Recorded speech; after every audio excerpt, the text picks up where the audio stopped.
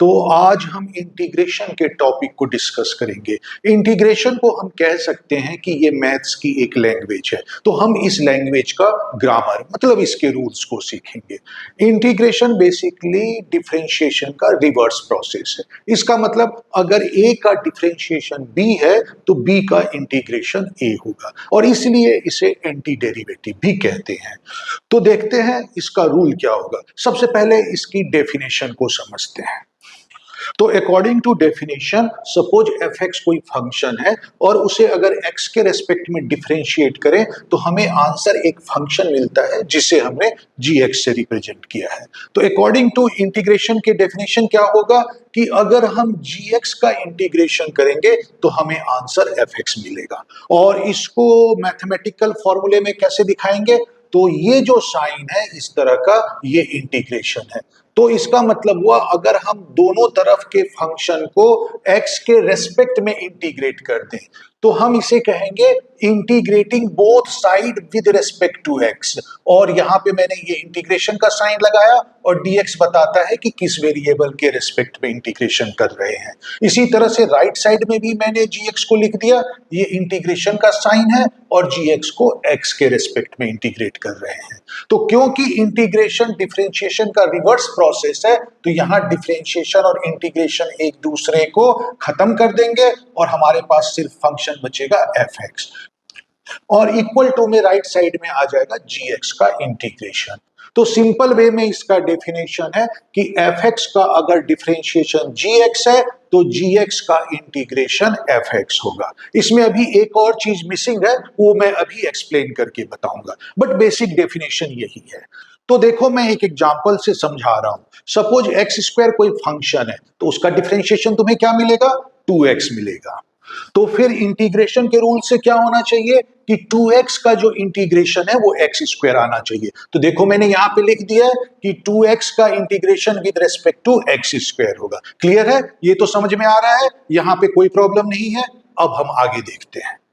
अब यहां पर देखो, अगर फंक्शन एक्स स्क्वायर प्लस 2 है तो इसका डिफरेंशिएशन भी 2x होगा, और अगर यहां पे हम इंटीग्रेशन का रूल लगाएं तो 2x का इंटीग्रेशन इसके हिसाब से क्या आ जाना चाहिए कि एक्स स्क्वायर प्लस 2 आना चाहिए। देखो है कि नहीं? अगर मैं इसको इंटीग्रेट करूंगा तो ये फंक्शन मिलना चाहिए। तो ये कह रहा है कि 2x का इंटीग्रेशन ये होगा। इसी तरह से मैं एक और एग्जांपल लेता हूं। अगर मैं फंक्शन को एक्स स्क्वायर प्लस 8 कर दूं और इसका डिफरेंशिएशन करूंगा तो भी आंसर 2x मिलेगा, और रूल के अकॉर्डिंग यहां पर जो 2x का integration with respect to x करेंगे तो आंसर क्या आना चाहिए?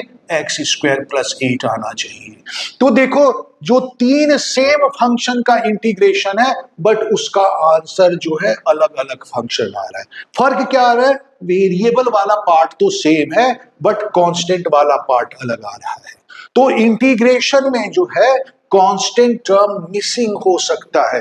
क्यों? क्योंकि ये डिफरेंशिएशन का रिवर्स प्रोसेस है और कांस्टेंट का डिफरेंशिएशन तो जीरो होता है। इसलिए जब हम इंटीग्रेट करेंगे तो कांस्टेंट टर्म हमें नहीं मिलेगा, क्योंकि वो तो डिफरेंशिएशन में जीरो हो गया है। तो कैसे ऑब्टेंड करेंगे? वो हमें मिल नहीं सकता। तो इसलिए जब हम इंटीग्रेट करते हैं तो इंटीग्रेशन करने के बाद हम उसमें एक कांस्टेंट टर्म c लगा देते हैं। c किसी भी कांस्टेंट को बताता है, और इसका मतलब ये हुआ कि एक कांस्टेंट टर्म यहां पर प्रेजेंट हो सकता है जैसे यहां पे था, लेकिन वो डिफरेंशिएशन में जीरो हो चुका है तो वो हमें नहीं मिलेगा। उसको निकालने के लिए फिर हमें कोई कंडीशन चाहिए होगी, तभी हम निकाल सकते हैं। तो इसलिए इंटीग्रेशन के फॉर्मूले में एक कांस्टेंट c जो है हमेशा लगा दिया जाता है। ठीक है, ये तो क्लियर हो गया होगा। अब हम आगे देखते हैं। तो देखो, कॉन्सेप्ट के अकॉर्डिंग हमें पता है कि अगर एक फंक्शन का डिफरेंशिएशन दूसरा फंक्शन है तो दूसरे फंक्शन का इंटीग्रेशन पहला फंक्शन होगा। तो यही रूल हमारा फॉर्मूले में भी है। फॉर्मूले में हम पढ़ चुके हैं कि साइन एक्स का डिफरेंशिएशन कॉस एक्स होता है, तो रूल के अकॉर्डिंग कॉस एक्स का integration sine x plus c होगा। टेन एक्स का डिफरेंशिएशन सेक स्क्वायर एक्स होता है, तो सेक स्क्वायर एक्स का integration ten x plus c होगा। ई टू दी पावर एक्स का डिफरेंशिएशन एक्स के रिस्पेक्ट में e to the power x होता है, तो ई टू दी पावर एक्स का इंटीग्रेशन एक्स के रिस्पेक्ट में e to the power x plus c होगा। तो क्लियरली आसान है, डिफरेंशिएशन अगर तुम्हें पता है तो उसका रिवर्स करके तुम इंटीग्रेशन का फॉर्मूला निकाल सकते हो। तो इसमें एक और सबसे जो बेसिक फॉर्मूला है वो याद रख लो, x to the power n के इंटीग्रेशन का। तो x to the power n का इंटीग्रेशन करेंगे तो हमें क्या फंक्शन मिलेगा, x to the power n plus one divided by n plus one plus c. इसका मतलब अगर इस फॉर्मूले को तुम कैसे याद रखोगे, ये वेरिएबल की पावर कांस्टेंट है, तो वेरिएबल की पावर कांस्टेंट का जब इंटीग्रेशन करेंगे तो पावर में देखो प्लस वन हो जाएगा, एक ऐड हो जाएगा, और होल डिवाइडेड बाय ये जो पावर में आया था वो डिनोमिनेटर में लिखा जाएगा।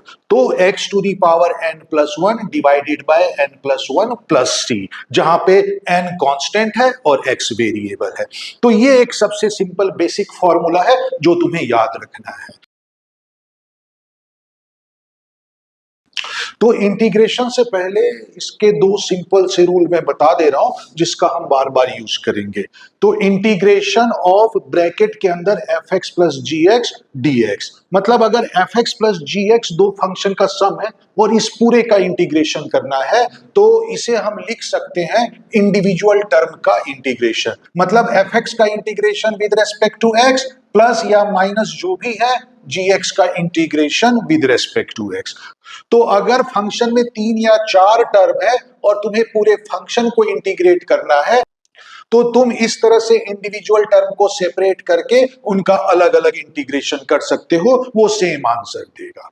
इसी तरह से अगर किसी वेरिएबल फंक्शन में के कांस्टेंट मल्टीप्लाई है एज ए फैक्टर है, तो जब हम इंटीग्रेशन करेंगे तो जो constant value as a factor है उसे हम इंटीग्रेशन से बाहर ले सकते हैं और सिर्फ हमें वेरिएबल फंक्शन का इंटीग्रेशन करना होगा। कांस्टेंट फैक्टर जो है वो इंटीग्रेशन से बाहर आ जाएगा जैसा कि डिफरेंशिएशन में हम करते थे। तो ये दो रूल ध्यान रखना और इन रूल का यूज करते हुए हम इंटीग्रेशन करेंगे। तो देखो अब मैं कुछ क्वेश्चंस बता रहा हूं। तो पहला एग्जांपल मैं दे रहा हूं कि बताओ एक्स स्क्वायर का इंटीग्रेशन क्या होगा। तो देखो ये किस फॉर्म में है, ये वेरिएबल की पावर कांस्टेंट के फॉर्म में है और इसलिए इसमें कौन सा फॉर्मूला लगेगा, वेरिएबल की पावर कांस्टेंट वाला फॉर्मूला लगेगा और वो क्या होता है, integration of x to the power n. यही फॉर्मूला हमने पढ़ा है इसके लिए और फॉर्मूला क्या हो जाएगा, x to the power n plus one divided by n plus one plus c. तो इसका इंटीग्रेशन इसके बेसिस पे क्या हो जाएगा कि पावर में एक ऐड हो जाएगा तो ये एक्स क्यूब बन जाएगा, डिवाइडेड बाय डिनोमिनेटर में यही चीज जो पावर में है वो आ जाएगा, तो एक्स क्यूब बाय 3 और प्लस सी हो जाएगा। तो ये इसका इंटीग्रेशन हो गया। अब देखो इस एक्सप्रेशन का इंटीग्रेशन क्या होगा, 2 into x to the power 3/2। तो इसके इंटीग्रेशन में देखो क्या है, जो फंक्शन जो दिया है उसमें एक कांस्टेंट फैक्टर 2 भी है, तो कांस्टेंट फैक्टर तो हम इंटीग्रेशन से बाहर ले लेंगे और हमें सिर्फ वेरिएबल वाले पार्ट का इंटीग्रेशन करना होगा। और देखो ये भी एक्स की पावर कांस्टेंट के फॉर्म में है, हालांकि कांस्टेंट यहाँ पे फ्रैक्शन है तो उससे कोई फर्क नहीं पड़ता, वेरिएबल की पावर कांस्टेंट है तो यही फॉर्मूला लगेगा। तो इसमें भी अगर ये फॉर्मूला लगा दें तो ये हो जाएगा 2 into x to the power और पावर में एक ऐड हो जाएगा तो ये बन जाएगा 5/2 और डिनोमिनेटर में भी यही चीज आ जाता है तो 5/2 डिनोमिनेटर में भी आ जाएगा और प्लस सी। अब इसको हम सिंप्लीफाई कर सकते हैं, तो ये जब मल्टीप्लाई करेंगे तो रिवर्स ऑर्डर में मल्टीप्लाई हो जाएगा और ये हो जाएगा 2 into 2/5 x to the power 5/2 plus सी।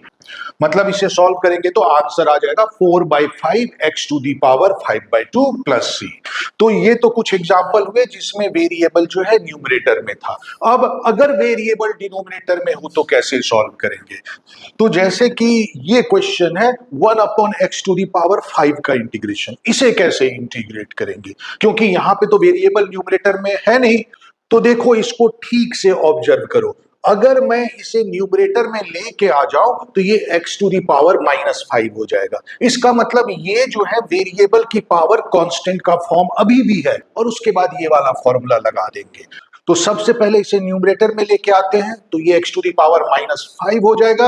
अब हमें इसका इंटीग्रेशन करना है, तो इसमें भी ये फॉर्मूला लग जाएगा, क्योंकि फॉर्म वही है, वेरिएबल की पावर कांस्टेंट। तो क्या होगा, इसके पावर में एक ऐड हो जाएगा, तो पावर में -4 हो जाएगा, और डिवाइडेड बाय डिनोमिनेटर में यही चीज आ जाएगा -4 और +c। तो ये इसका इंटीग्रेशन हो गया। तो अगर डिनोमिनेटर में वेरिएबल होगा तो इस तरह से सॉल्व करेंगे। अब जैसे एक और क्वेश्चन देखो, 1/x टू दी पावर 5/3, इसका इंटीग्रेशन कैसे करेंगे? तो अगेन है तो फॉर्म वही, वेरिएबल की पावर कांस्टेंट, लेकिन बस वो डिनोमिनेटर में है। तो अगर इसको न्यूमरेटर में ले आओ तो ये x टू दी पावर -5/3 हो जाएगा, और वेरिएबल की पावर कांस्टेंट का स्टैंडर्ड फॉर्म में आ जाएगा। उसके बाद ये फॉर्मूला लगा देंगे।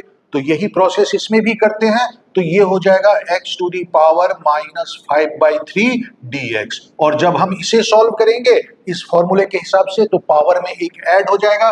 तो जैसी पावर में एक ऐड हो जाएगा तो ये हो जाएगा x to the power -2/3 divided by -2/3 plus c। और इसको और फर्दर सॉल्व कर ले तो ये रिवर्स ऑर्डर में मल्टीप्लाई हो जाएगा, तो ये हो जाएगा -3/2 इंटू, और ये x को मैं डिनोमिनेटर में ला सकता हूं, तो ये हो जाएगा 1/x to the power 2/3 plus c। तो ये इसका आंसर हो गया। अब देखो एक कंफ्यूजिंग इंटीग्रेशन जो आता है इसमें, वो है 1/x का इंटीग्रेशन। तो 1/x का इंटीग्रेशन कैसे होगा? तो अगर इन दोनों की तरह तुम इसे सॉल्व करने की कोशिश करोगे तो फिर गड़बड़ हो जाएगा, गलत कर दोगे। क्यों गलत कर दोगे? ट्राई करो। ये हो जाएगा x टू दी पावर -1, और उसके बाद ये फॉर्मूला लगाओगे तो क्या होगा, -1 + 1 0 हो जाएगा। तो तुम्हारे पास सॉल्व करके आ जाएगा x to the power 0 divided by 0, मतलब नॉट डिफाइंड। तो इसका मतलब हुआ कि ये उस प्रोसेस से सॉल्व होगा ही नहीं। तो फिर कैसे सॉल्व करेंगे? तो तुम वापस इसमें डिफरेंशिएशन में जाओ, सोचो किसका डिफरेंशिएशन 1/x होता है। तो याद करो डिफरेंशिएशन किसका होता है 1/x, log x का 1/x होता है। तो अगर log x का डिफरेंशिएशन 1/x है तो 1/x का इंटीग्रेशन log x होना चाहिए। तो ये एक स्पेशल फॉर्म है जिसे तुम याद रखो, 1/x का जो इंटीग्रेशन है वो log x प्लस c होगा।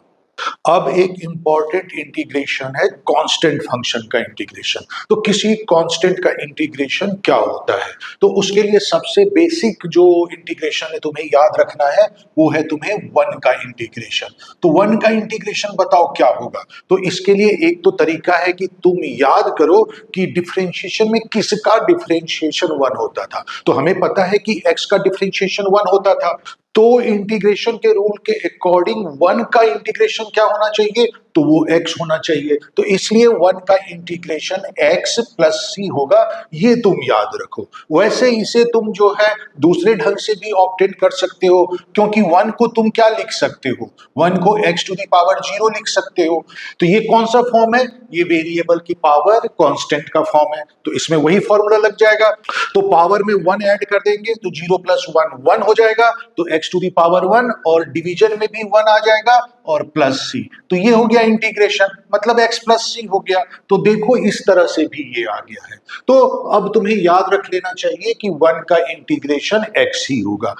तो इस बेसिस पे तुम किसी भी कांस्टेंट का इंटीग्रेशन कर सकते हो। जैसे तुम्हें 3 का इंटीग्रेशन करना है तो कैसे करोगे? तो 3 को हम 3 × 1 लिख सकते हैं। तो 3 एक कांस्टेंट फैक्टर है, इंटीग्रेशन से बाहर आ गया, और इंटीग्रेशन के अंदर 1 का इंटीग्रेशन करना होगा। तो इसे मैं लिख सकता हूं 3 × और 1 का इंटीग्रेशन x हो जाएगा प्लस c। तो मतलब इसका आंसर 3x प्लस c हो गया। इसी तरह से मान लो इंटीग्रेशन ऑफ a dx क्या होगा, जहां पे a कोई कांस्टेंट है, तो वो भी इसी मेथड से करेंगे। a को हम इंटीग्रेशन से बाहर ले सकते हैं क्योंकि ये कांस्टेंट फैक्टर है, और इंटीग्रेशन के अंदर आ जाएगा 1 का integration with respect to x।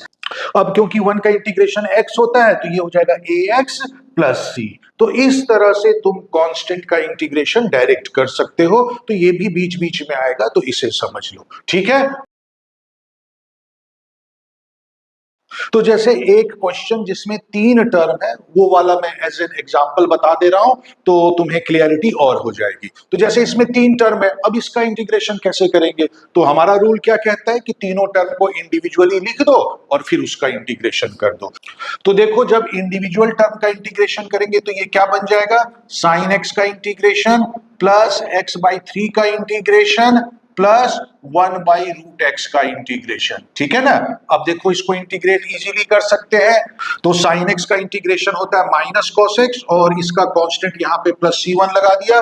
इसी तरह से यहां पर देखो, x/3 का इंटीग्रेशन क्या होगा? तो इसको मैं लिख सकता हूं 1/3 इंटू एक्स। 1/3 एक कांस्टेंट फैक्टर है, इंटीग्रेशन से बाहर आ जाएगा और हमें सिर्फ x का इंटीग्रेशन करना होगा। प्लस इसी तरह से यहां पे क्या करेंगे? यहाँ पे 1/√x है, √x का मतलब हुआ x टू दी पावर 1/2। तो सबसे पहले उसे न्यूमरेटर में लेके चले जाते हैं, ये हो जाएगा x टू दी पावर -1/2, और इसका इंटीग्रेशन करना होगा। तो देखो सॉल्व करके क्या आ जाएगा, minus cos x plus C1 plus 1/3, और x का इंटीग्रेशन क्या होगा?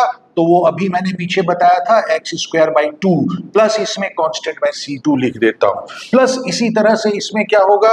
तो अगेन ये भी वेरिएबल की पावर कांस्टेंट का फॉर्म है, तो वही फॉर्मूला लगा दो। तो +1 करोगे तो ये x टू दी पावर 1/2 आ जाएगा, डिनोमिनेटर में 1/2 प्लस C3। तो ये जो तीनों कांस्टेंट ऐड हो रहे हैं, तो ये आर्बिट्री कांस्टेंट है। तो हम क्या कर सकते हैं कि तीनों को ऐड करने पे एक कांस्टेंट ही आएगा, आर्बिट्रेरी कांस्टेंट ही आएगा। तो इन तीनों को ऐड करके हम उसकी जगह एक सिंगल कांस्टेंट C लगा सकते हैं। तो फाइनल आंसर आ जाएगा minus cos x plus x²/6 plus यहाँ पे 1/2 डिनोमिनेटर में है, तो रिवर्स ऑर्डर में आके वो 2 मल्टीप्लाई में आ जाएगा, 2 into x to the power 1/2, और प्लस इन तीनों कांस्टेंट का सम एक सिंगल कांस्टेंट C। तो देखो, ये इसका इंटीग्रेशन आ जाएगा। तो देखो, मैंने इनिशियल फॉर्मेट बता दिया है, होपफुली तुम्हें समझ में आ गया होगा। तो अब इसके बेसिस पे मैं क्वेश्चन शीट अपलोड कर दे रहा हूं और उसके क्वेश्चन हम सॉल्व करेंगे। ठीक है? तो पेन और पेपर लेके तुम बैठ जाओ, फटाफट उसे सॉल्व करना स्टार्ट करो, और मैं भी सॉल्यूशन अपलोड कर दे रहा हूं। कहीं पे भी प्रॉब्लम आए तो तुम सॉल्यूशन देख के उसे समझ सकते हो। ठीक है? तो मैंने क्वेश्चन अपलोड कर दिया है और साथ ही उसका आंसर भी अपलोड कर दिया है। तो तुम क्वेश्चन देखो, उसे खुद सॉल्व करने की कोशिश करो और आंसर से अपना सॉल्यूशन मैच करा लेना, ताकि तुम्हें पता चल जाए सही है कि नहीं है। और कुछ डिफिकल्ट क्वेश्चंस के मैं सॉल्यूशन बता दे रहा हूं, ताकि तुम्हें क्लियरिटी भी आ जाए, और अगर सॉल्व करने में कोई प्रॉब्लम आ रही है तो तुम उन्हें देख लेना। ठीक है? तो जो पहला क्वेश्चन मैं डिस्कस कर रहा हूं, वो 3rd नंबर का क्वेश्चन है। तो जो 3rd नंबर का क्वेश्चन है, उसमें तुम्हें इंटीग्रेट करना है √x इंटू ब्रैकेट के अंदर 3x² प्लस 2x प्लस 3, इसका integration with respect to x करना है। तो देखो, इसको कैसे करेंगे? तो ये बिल्कुल सिंपल सा टर्म है। अगर मैं √x को अंदर मल्टीप्लाई कर दूं, तो तीनों टर्म में इंडिविजुअली मल्टीप्लाई हो जाएगा, वो भी x के वेरिएबल में ही है। तो ये √x जो है उसके साथ सॉल्व हो जाएगा।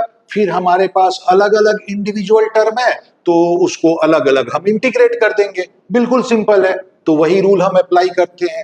तो सबसे पहले मैं √x को ब्रैकेट के अंदर मल्टीप्लाई कर देता हूं। तो देखो, √x को जब x² से मल्टीप्लाई करूंगा तो क्या हो जाएगा? x टू दी पावर 2, और √x का मतलब x टू दी पावर 1/2। तो पावर एडअप हो जाएगा और हमारे पास आ जाएगा 3 into x to the power 2 plus 1/2, मतलब 5/2 आ जाएगा। प्लस इसी तरह से √x जब सेकेंड टर्म से मल्टीप्लाई होगा तो 2 into x to the power 1/2 हो जाएगा। तो ये बन जाएगा x to the power 1 plus 1/2, मतलब 3/2।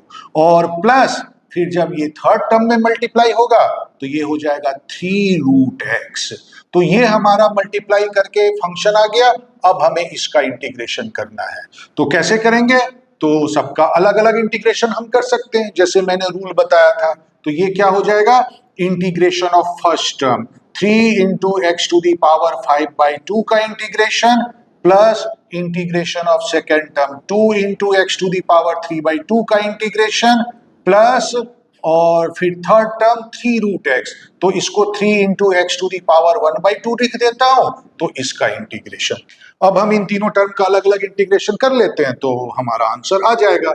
अब यहां पे देखो 3 as a constant factor present है, तो उसको इंटीग्रेशन से बाहर ले लेते हैं, तो हमें करना होगा x⁵ का इंटीग्रेशन। यहां भी 2 as a constant factor present है, वो इंटीग्रेशन से बाहर आ जाएगा और हमें करना होगा x⁵ का इंटीग्रेशन। प्लस यहां भी 3 as a constant factor present है, वो इंटीग्रेशन से बाहर आ जाएगा और हमें करना होगा x⁵ का इंटीग्रेशन। अब ये जो तीनों टर्म है ये किस फॉर्म में है? ये वेरिएबल की पावर कांस्टेंट के फॉर्म में है, और वेरिएबल की पावर कांस्टेंट का हमारे पास इंटीग्रेशन का फॉर्मूला क्या होता है? वो होता है x⁴n का इंटीग्रेशन। तो जो कि क्या होता है? x⁴n+1 divided by n+1 plus c। तो ये फॉर्मूला हम यहाँ पे तीनों टर्म में अप्लाई कर देते हैं तो हमारा सॉल्यूशन आ जाएगा। तो पहला टर्म का इंटीग्रेशन हो जाएगा 3 इंटू इसके पावर में 1 ऐड होगा तो ये 7/2 हो जाएगा। तो ये हो जाएगा x⁴ और डिवाइडेड बाय जो पावर में आता है वही डिनोमिनेटर में लिखा जाता है। ये हो गया, और प्लस c भी लिखना होता है तो इसे मैं c1 लिख देता हूं। इसी तरह से +2 इंटू, और यहां पे भी x की पावर में जो है इंटीग्रेशन में एक ऐड हो जाएगा तो 3/2 + 1 हो जाएगा 5/2। तो ये हो जाएगा x⁵ और डिवीजन में भी जो पावर में आया है उसे लिखते हैं 5/2 प्लस c2 लिख दिया, प्लस ये हो जाएगा 3 इंटू, और x⁴1/2 का इंटीग्रेशन करेंगे तो पावर में 1 ऐड होगा, ये हो जाएगा 3/2 डिवाइडेड बाय यही चीज डिनोमिनेटर में आएगा 3/2 प्लस c3। तो ये इंटीग्रेशन हो गया। तो ये जो +c1 +c2 और +c3 आया है ये आर्बिट्रेरी कांस्टेंट है जिनकी फिक्स्ड वैल्यू हमें नहीं पता है, तो ये तीनों को ऐड करके हम एक सिंगल कांस्टेंट c लिख सकते हैं। तो जब भी इंटीग्रेशन करते हैं तो इंडिविजुअल इंटीग्रेशन में हम कांस्टेंट नहीं लिखते हैं, बस लास्ट में एक कांस्टेंट +c लगा देते हैं। मतलब हम कहते हैं कि भाई इसका कांस्टेंट c1, इसका कांस्टेंट c2 और इसका कांस्टेंट c3 जो है ऐड होके एक सिंगल कांस्टेंट c दे रहा है। तो वही मैं यहां भी यूज करूंगा।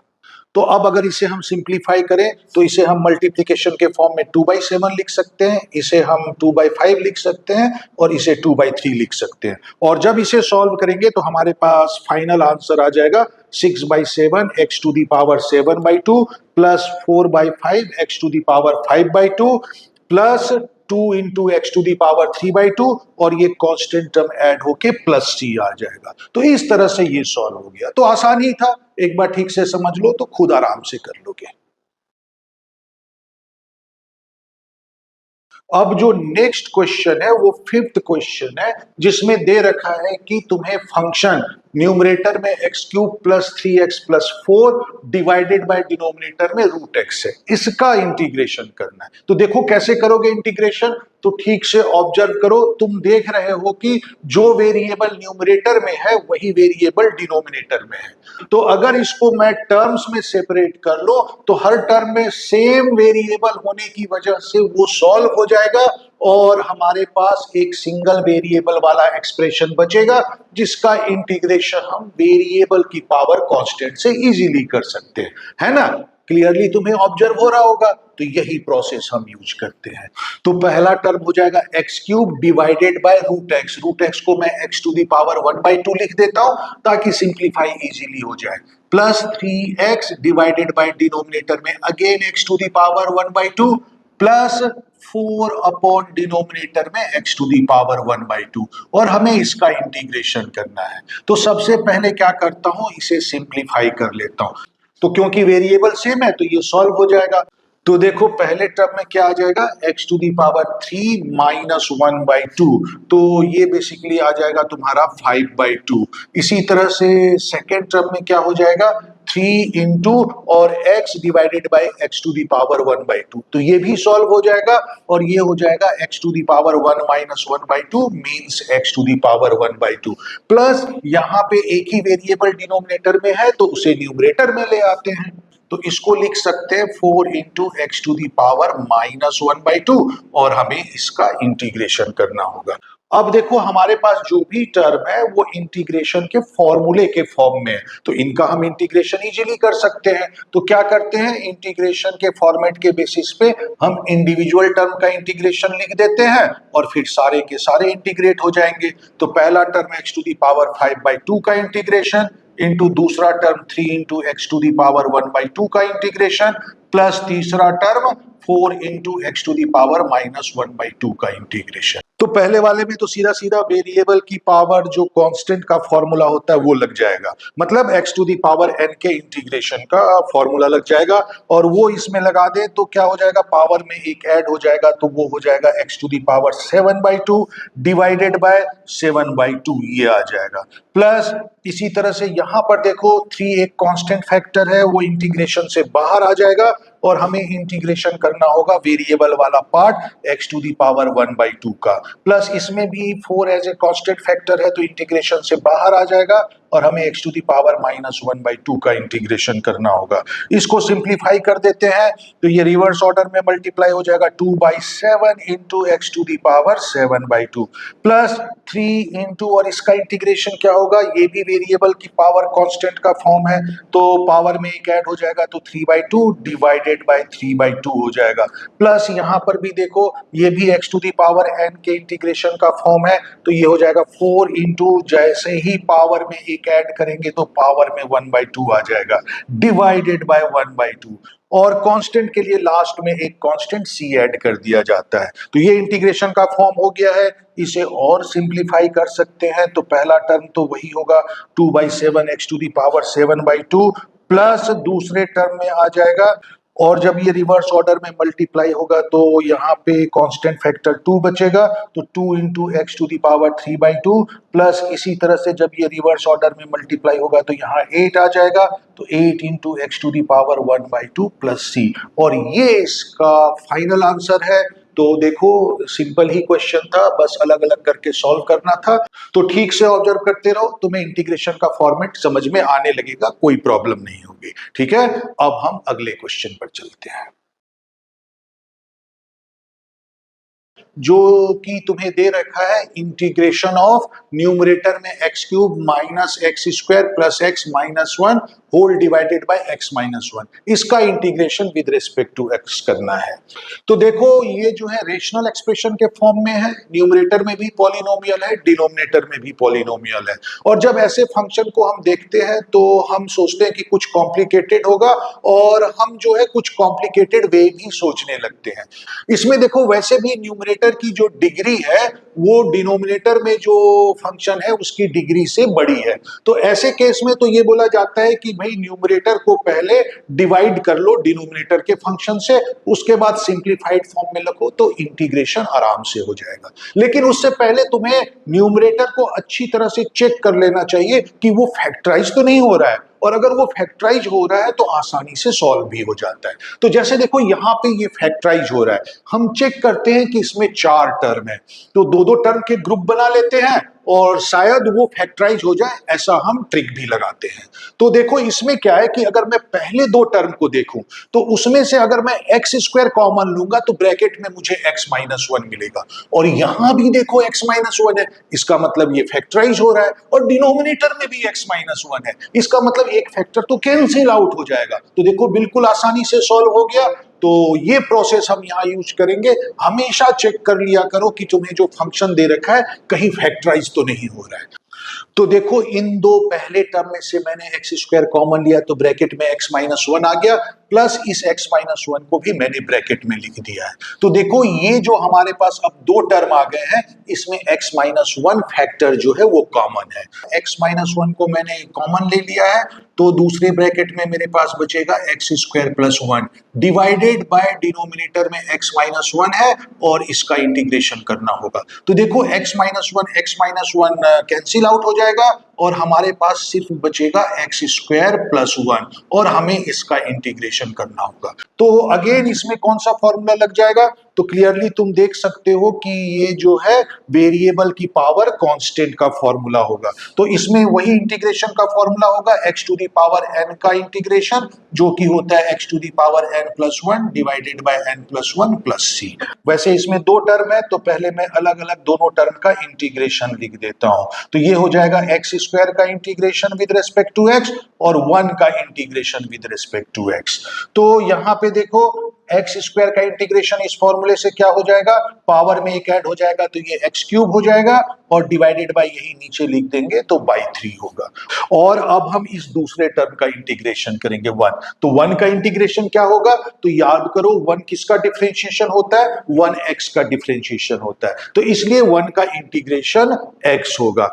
तो इसका इंटीग्रेशन x आ जाएगा और इन दोनों टर्म में जो कांस्टेंट हम लगाएंगे तो उसको ऐड करके हम एक सिंगल कांस्टेंट लिख सकते हैं, जैसे मैंने थर्ड क्वेश्चन में बताया था। तो एक ही बार हम दोनों का कांस्टेंट ऐड करके लिख देते हैं +c। तो इस तरह से ये इसका फाइनल आंसर हो गया। तो देखा जो इस तरह से फैक्टराइज करने पे कितनी आसानी से सॉल्व हो गया, इसलिए हमेशा चेक कर लिया करो कहीं फैक्टराइज तो नहीं हो रहा है पॉलिनोमियल। अब क्वेश्चन सीट का जो नेक्स्ट क्वेश्चन मैंने लिया वो 7th क्वेश्चन है और उसमें तुम्हें इंटीग्रेट करना है इस फंक्शन का। फंक्शन है न्यूमरेटर में sec square x divided by denominator में कोसेक स्क्वायर एक्स, इसका with respect to x integration करना है। तो बताओ इसे कैसे करोगे। तो देखो जो सारा प्रोसेस हम कर रहे हैं कि इसको कैसे भी मैनिपुलेट करके हम फॉर्मूले के फॉर्म में ला सके, इंटीग्रेशन के फॉर्मूले के फॉर्म में ला सके, और जब ऐसा आएगा तो हम फॉर्मूला लगा देंगे। तो देखते हैं कि इसको कैसे करेंगे। तो फिलहाल अभी तो इसको देख के कोई आइडिया नहीं आ रहा है कि ये फॉर्मूले के फॉर्म में आएगा, तो हम सिंपल साइन और कॉस में इसे कन्वर्ट कर देते हैं ताकि उसके बाद शायद कोई आइडिया आ सके।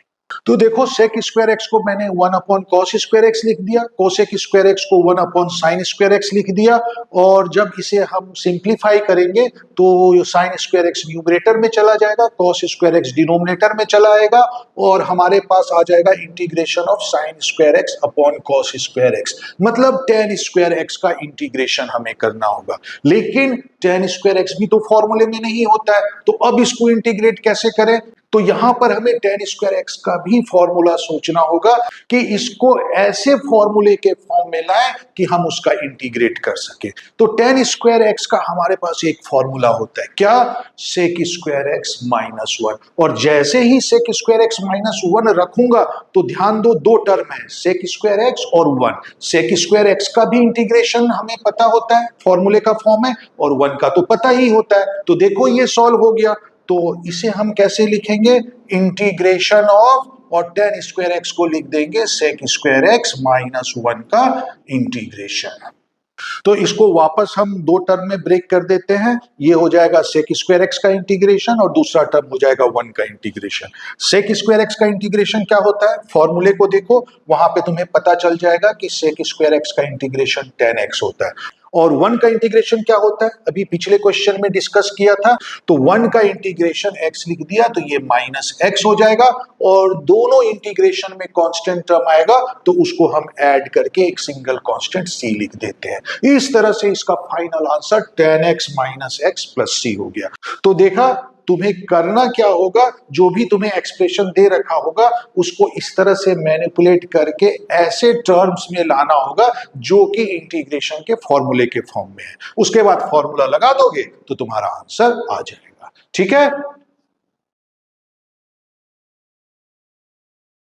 अब जो नेक्स्ट क्वेश्चन है वो शीट का 9th क्वेश्चन है, जिसमें दे रखा है कि तुम्हें इंटीग्रेट करना है इस फंक्शन का, जिसके न्यूमरेटर में cos 2x + 2 sin square x है डिवाइडेड बाय डिनोमिनेटर में cos स्क्वायर x है। तो देखो इसका इंटीग्रेशन कैसे करोगे। तो सबसे पहले हम इसे सिंप्लीफाई करते हैं ताकि इसको फॉर्मूले के फॉर्म में ला सके। तो कैसे सिंप्लीफाई करेंगे, तो जो सबसे पहला हमारा ऑब्जर्वेशन होता है कि सिंप्लीफाई तो हम तभी कर पाएंगे जब एंगल सेम हो ट्रिग्नोमेट्रिक फंक्शन का। यहाँ पे एंगल 2x है, यहाँ पे एंगल x है, तो हमें पहले फॉर्मूला लगा के सेम एंगल में ले आना चाहिए, ताकि हम उसे सिंप्लीफाई कर सके। तो यहां पे देखो cos 2x में अगर हम हाफ एंगल फॉर्मूला सोचे तो उसमें एंगल x हो जाएगा, तो ऑब्वियसली हाफ एंगल फॉर्मूले से ही कोई ट्रिक निकलेगा। और याद करो cos 2x का हाफ एंगल फॉर्मूला, उसमें एक फॉर्मूला होता है 1 माइनस 2 साइन स्क्वायर एक्स, और ये जो दूसरा टर्म है ये भी 2 साइन स्क्वायर एक्स है, तो देखो कैंसिल आउट हो रहा है, और जब वो कैंसिल आउट हो जाएगा न्यूमरेटर में 1 बचेगा और ये फंक्शन हो जाएगा 1 अपॉन कॉस स्क्वायर एक्स, मतलब सेक स्क्वायर एक्स, और फिर सेक स्क्वायर एक्स का तो इंटीग्रेशन हमें पता होता है, तो हो गया सॉल्व। तो अब हम इसको यही ट्रिक लगाकर सॉल्व करेंगे। तो cos 2x की जगह मैंने ये फॉर्मूला लिख दिया 1 minus 2 sign square x plus ये दूसरा वाला term 2 sign square x divided bye cos square x. तो देखो 2 sign square x cancel out हो जाएगा और हमारे पास जो फंक्शन बचेगा वो होगा 1 अपॉन cos स्क्वायर एक्स, और हमें इसका इंटीग्रेशन करना होगा। और 1 अपॉन cos स्क्वायर एक्स क्या होता है, वो होता है सेक स्क्वायर एक्स। तो सेक स्क्वायर एक्स का इंटीग्रेशन करना होगा, और सेक स्क्वायर एक्स का इंटीग्रेशन क्या होता है, तो उसका फॉर्मूले का फॉर्म है ये, इसका इंटीग्रेशन होता है tan x, तो इसका आंसर आ गया tan x प्लस सी। तो इसी तरह से तुम्हें मैनिपुलेट करके सिंप्लीफाई करके फॉर्मूले के फॉर्म में लाना है और सॉल्व करना है। अब देखो जो नेक्स्ट क्वेश्चन है वो मैंने 10th वाला क्वेश्चन दिया है, जिसमें तुम्हें इंटीग्रेट करना है इस फंक्शन का। न्यूमरेटर में है sign cube x plus cos cube x divided by denominator में है sign square x cos square x, और इसका इंटीग्रेशन कैसे करोगे, तो अगेन देखो यहाँ पे हम देखते हैं कि जितने भी ट्रिग्नोमेट्रिक फंक्शन इन्वॉल्व है सबका एंगल एक्स है, तो एंगल से तो कोई प्रॉब्लम नहीं है। अब देखो कैसे सॉल्व कर सकते हैं, अभी तो फॉर्मूले का फॉर्म है नहीं, लेकिन अगर देखो यहाँ पे साइन क्यूब एक्स है और डिनोमिनेटर में साइन स्क्वायर एक्स है, तो अगर इसे मैं दो टर्म में सेपरेट कर दूं तो ये सॉल्व हो सकता है, क्योंकि पहला टर्म डिवाइडेड बाय डिनोमिनेटर लिखूंगा तो यहाँ पे साइन स्क्वायर एक्स कैंसिल हो जाएगा, सिर्फ साइन एक्स बचेगा। इसी तरह से second term divided by denominator लिखूंगा तो यहाँ कॉस स्क्वायर एक्स कैंसिल हो जाएगा। तो देखो सिंप्लीफिकेशन हो रहा है, तो हम यही करते हैं कि इसे दो टर्म में डिवाइड कर देते हैं। तो देखो पहला टर्म हो जाएगा sine cube x divided by sine square x into cos square x dx, plus दूसरा टर्म हो जाएगा integration of cos cube x divided by sine square x cos square x dx. अब देखो ये इजीली सिंप्लीफाई हो जाएगा, क्योंकि sign cube x का क्या मतलब हुआ कि साइन एक्स 3 बार मल्टीप्लाई है, साइन एक्स का whole cube. Sine square x का इसी तरह से मतलब हुआ साइन एक्स का होल स्क्वायर, 2 बार साइन एक्स है इसमें, तो इसका मतलब है साइन स्क्वायर एक्स से 2 साइन एक्स कैंसिल आउट हो जाएंगे और न्यूमरेटर में बचेगा सिर्फ sine x divided by denominator में बचेगा कॉस स्क्वायर एक्स, और अब इसका इंटीग्रेशन करना होगा। इसी तरह से कॉस क्यूब एक्स है और यहाँ डिनोमिनेटर में कॉस स्क्वायर एक्स है, तो कॉस स्क्वायर एक्स से कॉस क्यूब एक्स को कैंसिल करेंगे तो न्यूमरेटर में सिर्फ एक कॉस एक्स बचेगा डिवाइडेड बाय डिनोमिनेटर में साइन स्क्वायर एक्स बचेगा, और इसका इंटीग्रेशन करना होगा। तो यहां तक तो सिंप्लीफाई हो गया। अब क्या और सिंप्लीफाई करें, इसमें क्या ट्रिक लगाए कि ये फॉर्मूले का फॉर्म आ जाए, तो यहां पे तुम्हें थोड़ा सा सोचना होगा। देखो कॉस स्क्वायर एक्स को हम लिख सकते हैं cos x into cos x, तो साइन एक्स बाय एक कॉस एक्स जो अगर ले लो उसके नीचे तो वो बन जाएगा टेन एक्स, और एक कॉस एक्स जो डिनोमिनेटर में बचा है वो हो जाएगा सेक एक्स। तो यहां पे मुझे मिल जाएगा टेन एक्स सेक एक्स जो कि इंटीग्रेशन का फॉर्म है। सिमिलरली यहां पे मैं साइन स्क्वायर एक्स को sine x into sine x लिख देता हूं, तो कॉस एक्स अपॉन एक साइन एक्स ले लूं तो वो हो जाएगा कॉट एक्स, और दूसरा साइन एक्स जो डिनोमिनेटर में है वो दे देगा कोसेक एक्स। तो यहां पे आ जाएगा कोसेक एक्स कॉट एक्स, और उसका भी इंटीग्रेशन हमें पता होता है। तो हो गया, इस तरह से इंटीग्रेशन के फॉर्मूले का फॉर्म आ गया और ये सॉल्व हो जाता है। तो देखो वही प्रोसेस करते हैं। तो देखो cos स्क्वायर एक्स को cos x into cos x लिख दिया, तो sin x upon cos x ये हो जाएगा tan x, और ये जो एक 1 अपॉन cos x बचा है इसे मैं sec x लिख सकता हूं, तो ये बन जाएगा integration of tan x sec x। इसी तरह से यहां पर देखो क्या होगा, cos अपॉन sin को मैं cot x लिख सकता हूं, और एक जो 1 अपॉन sin x बचा है उसे मैं cosec x लिख सकता हूं, और मुझे अब इसका इंटीग्रेशन करना होगा cot x cosec x का। तो देखो tan x और sec x तो फॉर्मूले का फॉर्म है, इसका इंटीग्रेशन क्या होता है, तो tan x sec x का इंटीग्रेशन होता है sec x, प्लस इसी तरह से cot x into cosec x का इंटीग्रेशन क्या होता है, तो वो होता है माइनस cosec x। तो ये मैंने लिख दिया, और इन दोनों के साथ जो कांस्टेंट टर्म आता है उसे ऐड करके एक कांस्टेंट सी लिख दिया। तो इस तरह से इस इंटीग्रेशन का फाइनल आंसर आ गया sec x minus cosec x plus c. तो देखो ये भी इस तरह से सॉल्व हो गया।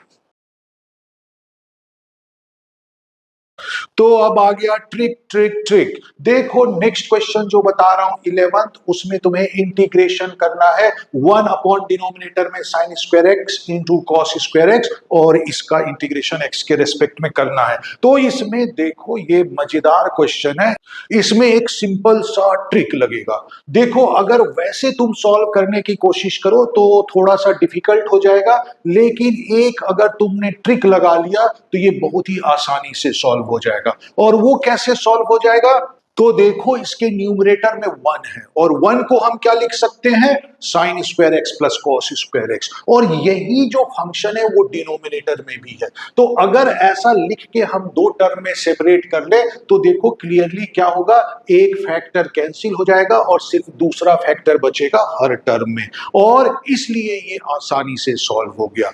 तो देखो मजेदार ट्रिक था ना, ट्रिक का बादशाह। तो फिर देखो इसको अब क्या करते हैं, इसको दो अलग अलग टर्म में सेपरेट कर लेते हैं। पहला टर्म हो जाएगा sine square x divided by sine square x into cos square x. भाई डिनोमिनेटर तो दोनों टर्म के नीचे आएगा ना, तो ये हो जाएगा पहला टर्म, प्लस दूसरे टर्म में हो जाएगा cos square x divided by, और इसके नीचे डिनोमिनेटर आ जाएगा यही sine square x into cos square x dx. अब देखो इसको इजीली सॉल्व कर सकते हैं, साइन स्क्वायर एक्स कट गया और यहाँ पे हमारे पास बचेगा 1 अपॉन कॉस स्क्वायर एक्स, और इसका इंटीग्रेशन करना होगा। इसी तरह से यहाँ पे कॉस स्क्वायर एक्स कट गया और हमारे पास बचेगा 1 अपॉन साइन स्क्वायर एक्स, अब इसका इंटीग्रेशन करना होगा। तो 1 अपॉन कॉस स्क्वायर एक्स क्या होता है, तो 1 अपॉन कॉस स्क्वायर एक्स होगा सेक स्क्वायर एक्स, तो मैं उसे सेक स्क्वायर एक्स लिख देता हूं, और इसी तरह से 1 अपॉन साइन स्क्वायर एक्स हो जाएगा कोसेक स्क्वायर एक्स, तो इसे मैंने कोसेक स्क्वायर एक्स लिख दिया है। अब देखो ये दोनों तो इंटीग्रेशन के फॉर्मूले के फॉर्म में, सेक स्क्वायर एक्स का इंटीग्रेशन tan x होता है, कोसेक स्क्वायर एक्स का इंटीग्रेशन माइनस कॉट एक्स होता है, तो बस सॉल्व हो गया। तो इसकी जगह मैंने tan x लिख दिया और इसकी जगह मैंने माइनस कॉट एक्स लिख दिया, और जो कांस्टेंट टर्म है लास्ट में लगा दिया, तो ये आ गया आंसर, सिंपल, बिल्कुल सॉल्व हो गया। अब नेक्स्ट क्वेश्चन है 13th क्वेश्चन, और ये क्वेश्चन है कि तुम्हें इंटीग्रेट करना है इस फंक्शन का। इसके न्यूमरेटर में है e to the power 5 log x minus e to the power 4 log x, divided by denominator में है e to the power 3 log x minus e to the power 2 log x, और इसे integrate करना है। तो देखो इसे कैसे करोगे इंटीग्रेट, तो इसके लिए तुम्हें एक फॉर्मूला पता होना चाहिए, उसके बाद ही ये सॉल्व हो पाएगा। तो ये फॉर्मूले का फॉर्म है कि e to the power log x को हम x लिख सकते हैं। अगर e की पावर में डायरेक्ट log है तो ये log और e जो है वो कैंसिल हो जाएगा, और log का जो फंक्शन है वो सिर्फ आंसर में बचेगा। तो ये तुम्हें यहाँ पे यूज करना पड़ेगा, तब ये इजीली से सॉल्व हो जाएगा। अगर वैसे तुम ये सोच रहे हो कि ये कैसे आया है, तो मैं उसे भी बता देता हूं।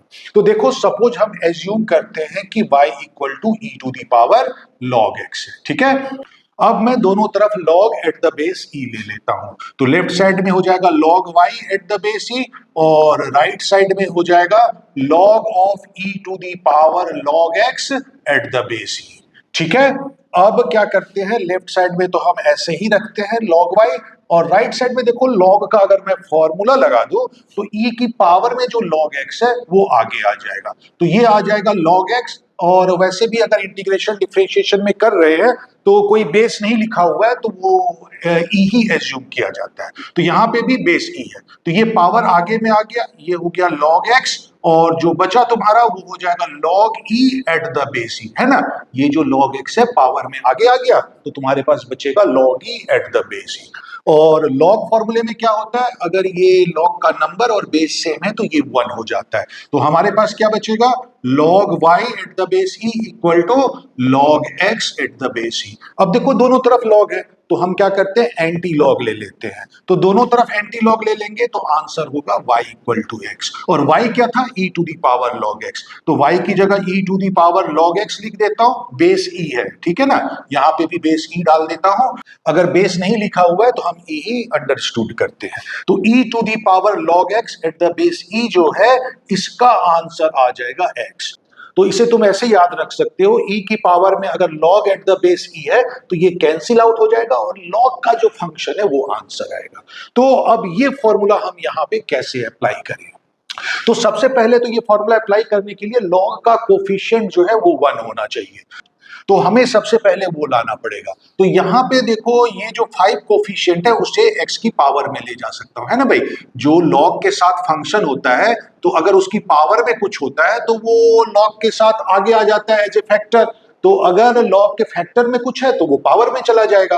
तो इसे मैं लिख सकता हूं e to the power log x to the power 5 minus, इसी तरह से दूसरे टर्म को मैं लिख सकता हूं e to the power log x to the power 4 at the base e divided by, इसी तरह से डिनोमिनेटर में मैं लिख सकता हूं e to the power log at the base e और x cube minus e to the power log x square at the base e। तो ये हमारा आ गया जो फंक्शन सॉल्व करके।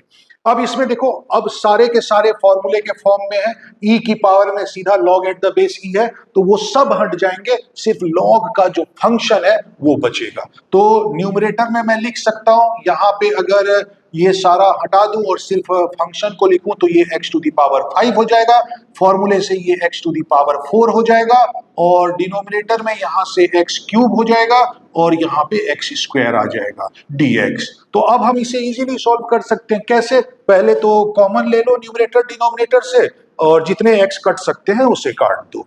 तो ये हो जाएगा, यहां से x to the power 4 common ले लिया, ब्रैकेट में x माइनस 1 हुआ, यहां से x स्क्वायर कॉमन ले लिया, ब्रैकेट में x माइनस 1 हुआ। देखो x माइनस 1 कट जाएगा, x to the power 4 divided by x square, तो यहां सिर्फ x स्क्वायर बचेगा, तो ये एक्चुअली में x स्क्वायर dx हो जाएगा। और इसका आंसर क्या होता है? तो ये x to the power n के फॉर्मूले का फॉर्म है, तो ये हो जाएगा x cube by 3 plus c, और इस तरह से ये सॉल्व हो गया। तो ये एक फॉर्मूला इंपॉर्टेंट है, याद रखना, ये बीच बीच में यूज आएगा। अब देखो, जो नेक्स्ट क्वेश्चन है वो 15th क्वेश्चन बता रहा हूं।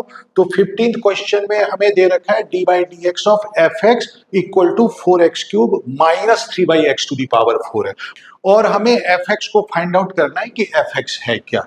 तो सबसे पहले तो एफ एक्स निकालने के लिए, क्योंकि डी बाई डी एक्स दे रखा है तो हमें इंटीग्रेट करना होगा, क्योंकि इंटीग्रेशन डिफरेंशिएशन का रिवर्स प्रोसेस है, तो इंटीग्रेशन करेंगे तो डिफरेंशिएशन खत्म हो जाएगा। तो integrating both side with respect to x करते हैं।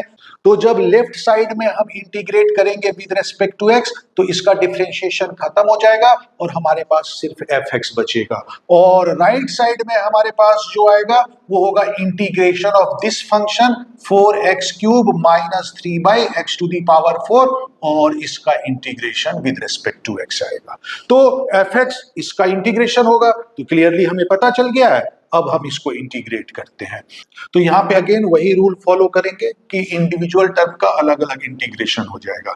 तो यहाँ पे 4 as a constant factor integration से बाहर आ जाएगा, और x क्यूब का इंटीग्रेशन हो जाएगा, पावर में एक ऐड हो जाएगा, तो ये x टू दी पावर 4 हो जाएगा डिवाइडेड बाय 4, माइनस इसका इंटीग्रेशन कैसे करेंगे। तो इसमें क्या है कि वेरिएबल जो है वो डिनोमिनेटर में है और डिनोमिनेटर में वेरिएबल की पावर कांस्टेंट है, तो सीधा सीधा इसे न्यूमरेटर में लेके चले जाते हैं। तो ये हो जाएगा 3 into x to the power minus 4 dx। अब क्योंकि ये x to the power n का फॉर्म है तो वो फॉर्मूला लगा के इसको इंटीग्रेट कर लेंगे। तो यहाँ पे देखो, पहले टर्म में 4 और 4 कैंसिल हो जाएगा, x टू दी पावर 4 बचेगा, माइनस यहाँ पे 3 being a constant factor integration से बाहर आ जाएगा, और x to the power minus 4 का इंटीग्रेशन करेंगे तो क्या होगा, तो पावर में एक ऐड हो जाएगा, तो माइनस 4 प्लस 1 एक्चुअली में माइनस 3 बचेगा, और डिवाइडेड बाय यही चीज नीचे आ जाएगा माइनस 3, और जो कांस्टेंट है वो सारे कांस्टेंट को एक साथ लेके एक ही बार में लगा देते हैं प्लस c, तो ये आ जाएगा। तो एफ एक्स हमारा सॉल्व होके आ जाएगा x to the power 4 plus x to the power -3 plus c. X to the power -3 को 1 upon x to the power 3 भी लिख सकते हैं। अब एफ एक्स का एक्चुअल एक्सप्रेशन निकालने के लिए मुझे सी की वैल्यू चाहिए होगी, और सी की वैल्यू निकालने के लिए हमें क्वेश्चन में दे रखा है कि F2 0 है। तो अगर अब मैं x की जगह 2 रख देता हूं तो सॉल्व करके आ जाएगा 16 प्लस 1/8 प्लस सी, और इक्वल टू 0, क्योंकि F2 0 दे रखा है। तो यहां से अगर हम सॉल्व कर ले तो सी की वैल्यू आ जाएगी -129/8। तो सी भी हमारा निकल गया। तो देयरफॉर एफ एक्स को हम लिख सकते हैं, ये होगा x to the power 4 plus 1 upon x cube -129/8, और इस तरह से हमें एफ एक्स मिल गया। अब देखो जो नेक्स्ट क्वेश्चन मैं ले रहा हूं वो 17th क्वेश्चन है, और इस क्वेश्चन में तुम्हें इंटीग्रेट करना है इस फंक्शन का। न्यूमरेटर में sine to the power 6x plus cos to the power 6x है, और डिनोमिनेटर में sine square x into cos square x है।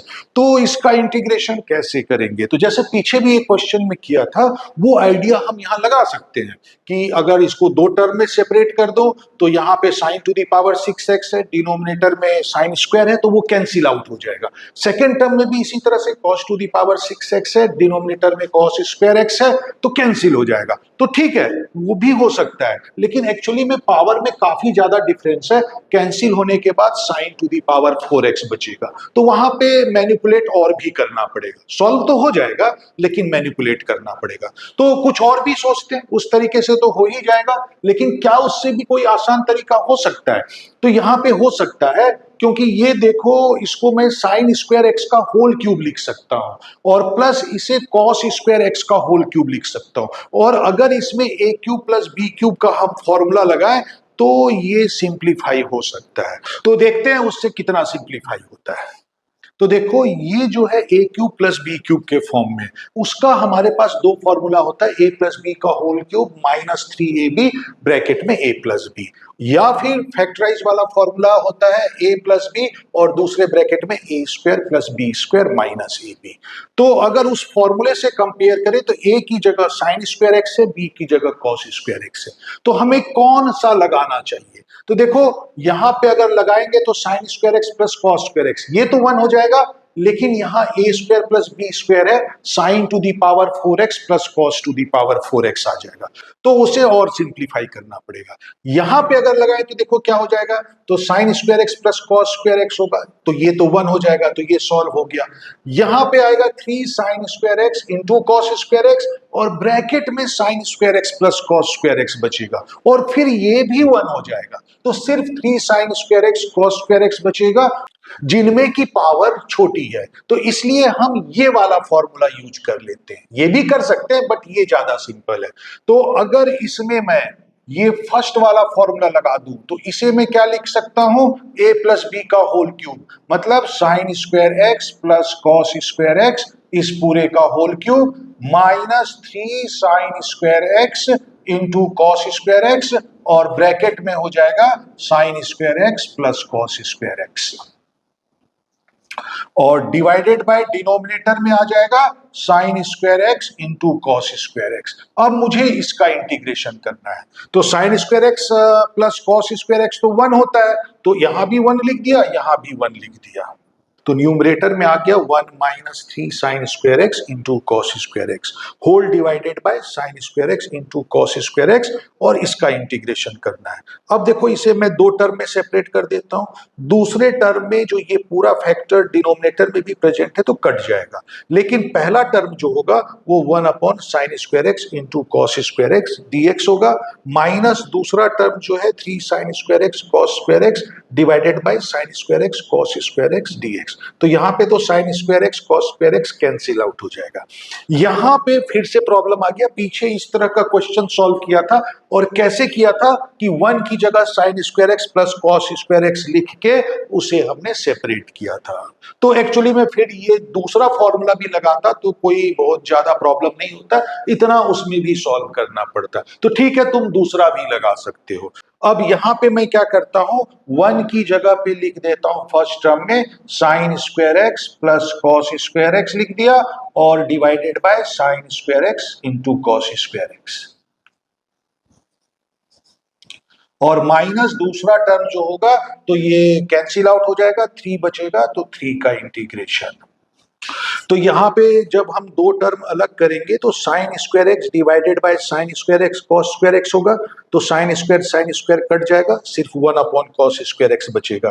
इसी तरह से जो दूसरा टर्म होगा वो बचेगा cos square x divided by sine square x into cos square x, तो यहाँ पर कॉस स्क्वायर एक्स कैंसिल हो जाएगा और 1 अपॉन साइन स्क्वायर एक्स बचेगा। तो ये टर्म को सॉल्व करके हम 1 upon cos square x plus 1 upon sine square x का इंटीग्रेशन लिख सकते हैं। और -3, तो इसका इंटीग्रेशन क्या होगा, तो जैसे हमने पहले किया, 3 being a constant factor, integration से बाहर ले लो और यहां पे बचेगा फिर 1, तो 1 का इंटीग्रेशन मैंने क्या बताया था, क्या होता है x, तो ये हो गया -3x, और plus c as a constant मैंने पूरे इंटीग्रेशन का कांस्टेंट वहां पे लगा दिया है। अब ये क्या हो जाएगा, तो इसे लिखा जा सकता है सेक स्क्वायर एक्स प्लस दूसरे को लिखा जा सकता है कोसेक स्क्वायर एक्स, इसका इंटीग्रेशन और -3x प्लस सी। अब यहां पे देखो इन दोनों का इंटीग्रेशन पता होता है, डायरेक्ट फॉर्मूले का फॉर्म है, सेक स्क्वायर एक्स का इंटीग्रेशन होता है tan x, cosec square x का इंटीग्रेशन होता है minus cot x minus 3x plus c. तो ये सॉल्व होके इसका इंटीग्रेशन आ गया। तो देखो ये अच्छा क्वेश्चन था, इसको ठीक से समझ लो कि कैसे करना है। अब नेक्स्ट क्वेश्चन 19th क्वेश्चन है, जिसमें दे रखा है कि तुम्हें इंटीग्रेशन करना है इस फंक्शन का, न्यूमरेटर में 2 to the power x plus 3 to the power x है, डिवाइडेड बाय डिनोमिनेटर में 5 टू दी पावर x है, और तुम्हें इसका इंटीग्रेशन करना है। तो सबसे पहले तुम इसका फॉर्मेट ऑब्जर्व करो, देखो ये कांस्टेंट की पावर वेरिएबल का फॉर्म है, देखो हर टर्म में है ना कांस्टेंट की पावर वेरिएबल वाला फंक्शन, तो ये उस फॉर्म में है, और कांस्टेंट की पावर वेरिएबल में हमें इंटीग्रेशन का फॉर्मूला भी पता होता है, किसका, ऐसा फॉर्म है a to the power x का, तो a to the power x का इंटीग्रेशन क्या होता है, तो a to the power x का इंटीग्रेशन होता है a to the power x upon log a plus c। ये फॉर्मूला हम यहाँ पे लगा सकते हैं, लेकिन पहले इसको इस फॉर्मूले के फॉर्म में लाना होगा। तो हम क्या करते हैं, इसको दो टर्म में डिवाइड कर लेते हैं। ऐसे पहला टर्म हो जाएगा 2 to the power x upon 5 to the power x, plus दूसरा टर्म हो जाएगा 3 to the power x upon 5 to the power x। अब देखो इसको मैं क्या लिख सकता हूं, 2/5 whole to the power x, और इसको लिख सकता हूं 3/5 whole to the power x, मतलब ये कांस्टेंट की पावर वेरिएबल के फॉर्म में आ जाएगा, और तब मैं इसमें ये वाला फॉर्मूला लगा दूंगा, तो बस हो गया सॉल्व। तो सबसे पहले हम उस फॉर्मेट में इसे लेके आते हैं।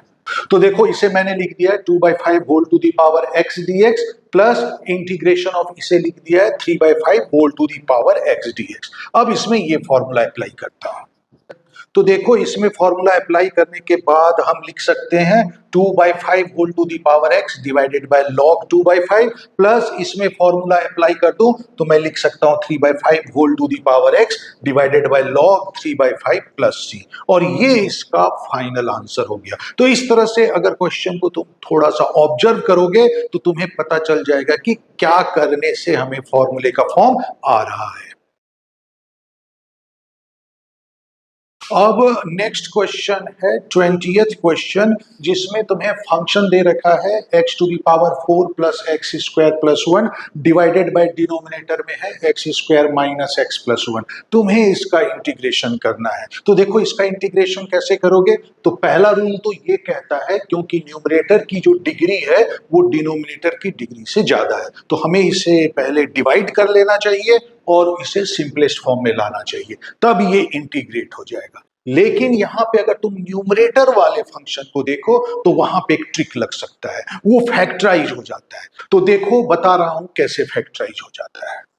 तो देखो फैक्टराइज करने के लिए क्या करता हूं, इस x टू दी पावर 4 को मैंने एक्स स्क्वायर का होल स्क्वायर लिख दिया, 1 को मैं रीअरेंज करके पहले ले आता हूं और प्लस एक्स स्क्वायर, डिनोमिनेटर वैसा ही है। अब देखो 1 को तो 1 का स्क्वायर लिखा जा सकता है, तो ये यहाँ पे ए स्क्वायर प्लस बी स्क्वायर का फॉर्म आ रहा है, और ए स्क्वायर प्लस बी स्क्वायर को हम लिख सकते हैं ए प्लस बी का होल स्क्वायर माइनस 2ab है ना, तो वो यहाँ पे मैं लगा देता हूं। तो a यहाँ पे एक्स स्क्वायर है और ये 1 का स्क्वायर है तो b 1 है, तो a प्लस b का होल स्क्वायर मतलब एक्स स्क्वायर प्लस 1 का होल स्क्वायर माइनस 2a और b, तो वो लिखा तो ये माइनस 2x स्क्वायर हो गया, प्लस ये वाला एक्स स्क्वायर लिख दिया और डिवाइडेड बाय जो डिनोमिनेटर में था। अब हमारे पास ये टर्म आ चुका है।